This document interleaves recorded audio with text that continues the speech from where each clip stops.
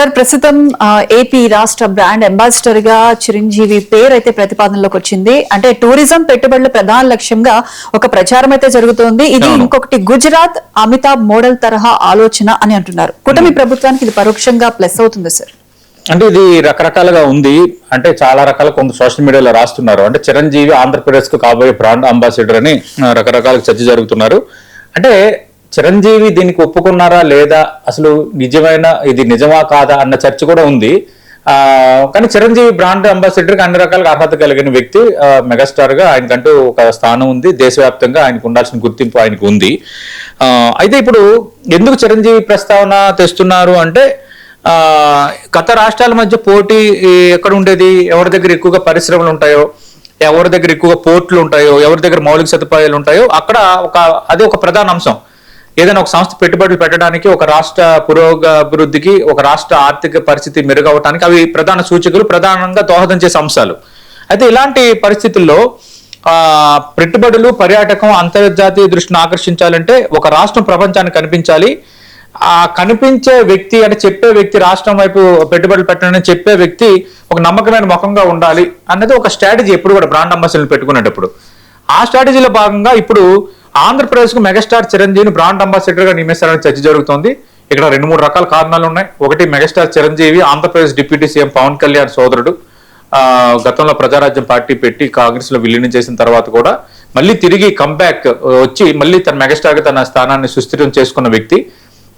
అందుకు ఇక్కడ ఆయన తేవటం అనేది ఒక స్టార్ గా చూడడానికి లేదు. ఖచ్చితంగా పొలిటికల్ ఈక్వేషన్ కూడా మనం మాట్లాడకుండా ఉండలేము. ప్రెసెంట్ అసలు ప్రత్యక్ష రాజకీయాలకు చిరంజీవి గారు దూరంగానే ఉన్నారు. అయితే ఇప్పుడు తేవడం వల్ల ఏమవుతుందంటే, చిరంజీవి బ్రాండ్ అంబాసిడర్ గా ఒక మెగాస్టార్ గా పెట్టిన అంశం బయటకు మనం మాట్లాడుకున్నా, నేను ఇందాక అన్నట్టుగా అక్కడ కూటమిలో కీలకంగా ఉన్న జనసేన, ఎన్డీఏలో కీలకంగా ఉన్న జనసేన, పవన్ కళ్యాణ్ సోదరుడు అవటం అనేది ఒకటి. రెండోది, ఈ మధ్య కాలంలో కొంత కాపు సామాజిక వర్గంలో కొంత గ్యాప్ వచ్చింది కూటమికి సంబంధించి కొన్ని ఈక్వేషన్స్ నేపథ్యంలో అన్నది కొంత కూటమిలో కూడా చర్చ జరుగుతున్న నేపథ్యంలో మొత్తం అంతా బలంగానే ఉన్నాము, అంత ప్రియారిటీ బెస్ట్ గానే ఉందన్న ఒక బలమైన రాజకీయమైన సంకేతం ఇచ్చే ఆ ఆలోచనలు కూడా కావచ్చని కొందరు అంటున్నారు. అయితే ప్రతి ఒక్కరు ఇక్కడ గుజరాత్ మోడల్నే తెర ముందుకు తెస్తున్నారు. అసలు గుజరాత్ ఏంటి, భారతదేశంలో గుజరాత్ పర్యాటక ప్రచారం అనేది ఇప్పటి నుంచే ఉంది. మనం చిన్నప్పటి నుంచి కూడా చూస్తున్నాం. దూరదర్శన్లో కూడా చిన్న యాడ్స్ వచ్చాయి గుజరాత్కి సంబంధించి. కానీ ఇప్పుడు అమితాబ్ బచ్చన్ కుచ్ దీంతో గుజరాత్ మే అన్న ఒక ప్రచారం తీసుకున్నారు. అంటే దీంతో గుజరాత్ టూరిజం దేశవ్యాప్తంగా గుర్తింపు పొందింది. అలాగే మరో ఆసక్తికరమైన మార్కెటింగ్ భావన ఏంటి, ట్రస్ట్ అండ్ ట్రాన్స్ఫర్. అంటే ప్రజలు ఒక వ్యక్తిని నమ్మితే అతను చెప్పే సందేశంపై కూడా ఎక్కువ నమ్మకం చూపే అవకాశం ఉంటుంది. అదే విశ్వాసాన్ని ఒక రాష్ట్రం లేదా తన సంస్థ తన బ్రాండ్కి మళ్లించుకోవడానికి ఈ భావనగా వివరిస్తారు. అదే కదా ఇప్పుడు ఫర్ ఎగ్జాంపుల్కి గోల్డ్ డ్రాప్ ఆయిల్, జయసుధ, అలాగే కొన్ని ఆయిల్స్, కొన్ని ఆభరణాలు, కొన్ని వస్త్రాలయాలు అంటే షాప్స్, వాళ్ళందరినీ పెద్ద పెద్ద హీరోయిన్స్, యాక్టర్స్తో ఎందుకు చేపిస్తారు అంటే వాళ్ళని చూసి అట్రాక్ట్ అవుతారు, వాళ్ళ మీద ఒక నమ్మకంగా ఉంటారు. అలాగే కొన్ని ఫర్ ఎగ్జాంపుల్ మనుపురం కూడా ఇలాంటి సంస్థలు ఉన్నాయి. అవన్నీ కూడా తాకట్టు పెట్టేవి. కొంచెం 1-2 సార్లు ఆలోచిస్తారు కదా, కానీ ఒక పెద్ద వ్యక్తి చెప్పడం వల్ల కొంత అట్రాక్ట్ అవుతారు. అయితే గతంలోనే సుప్రీంకోర్టు తీర్పు ఇచ్చింది, ఒకవేళ అలాంటి సంస్థలు మొఖం చాటేస్తే బ్రాండ్ అంబాసిడర్లుగా ఉన్న వాళ్ళు ఎవరైతే ఓపెనింగ్ చేస్తున్నారో వాళ్ళు బాధ్యులుగా ఉండాలని గతంలో కూడా చెప్పారు. అంటే బ్రాండింగ్ అనే దానికి నేను ఉదాహరణగా చెప్తున్నాను, బ్రాండింగ్ అనేది ఎంత ఇంపార్టెంట్ అనేది. అందుకు ఇప్పుడు చిరంజీవి పేరు అయితే తెర ముందుకు వస్తుంది. నిజంగా మెగాస్టార్ చిరంజీవి ఆ మొమెంటం తీసుకుంటారా అనేది చూడాలి. ఆంధ్రప్రదేశ్ సంబంధించి అయితే అరకు లోయలు, పాపికొండలు, గండికోట, లేపాక్షి బౌద్ధ క్షేత్రాలు, సుదీర్ఘ సముద్ర తీరం, తిరుపతి వంటి ఆధ్యాత్మిక కేంద్రాలు ఉన్నాయి. అమరావతి వారసత్వం, అలాగే సహజ వనరులు, పరిశ్రమలకు అనువైన ప్రాంతాలు, వ్యవసాయ సామర్థ్యం, పోర్ట్లు, అలాగే గండికోట. అంటే ఉన్నదంతా బంగారమే కానీ చూపించే చెయ్యి కూడా ఉండాలి కదా అని గతంలో అంటారు కదా. అంటే దాని అర్థం పెద్దలు అనేవారు అన్నమాట.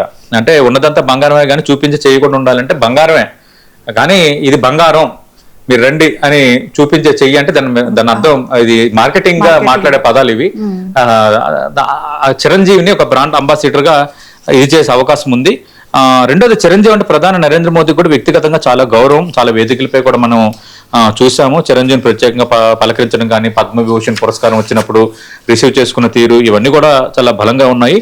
అందుకు చిరంజీవిని బ్రాండ్ అంబాసిడర్ గా పెట్టడం వల్ల కేవలం ఆంధ్రప్రదేశ్ కు మైలేజీ పెరగడమే కాకుండా రాజకీయంగా కూడా కొంత వాళ్ళకి సానుకూల ప్రయోజనాలు అయితే ఇమిడి ఉన్నాయి.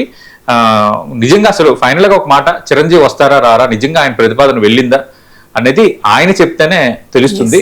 ఇప్పుడు సినిమాలతో బిజీగా ఉన్న వ్యక్తి సినిమాలతో బిజీగా ఉన్న బ్రాండ్ అంబాసిడర్ గా చేయడంలో తప్పేం లేదు, ఎందుకంటే అవి యాడ్ ప్రమోషన్ లో భాగంగా చేయటమే కాబట్టి నిజంగా అది జరగచ్చేమో అన్న చర్చ కూడా జరుగుతుంది. అంటే అది నిజంగా జరిగితే కనుక మీరు అన్నట్లు ఏపీ రాష్ట్ర బ్రాండింగ్ కి మెగాస్టార్ ఇమేజ్ అనేది బలం చేకూరుస్తుంది అనుకోవచ్చు.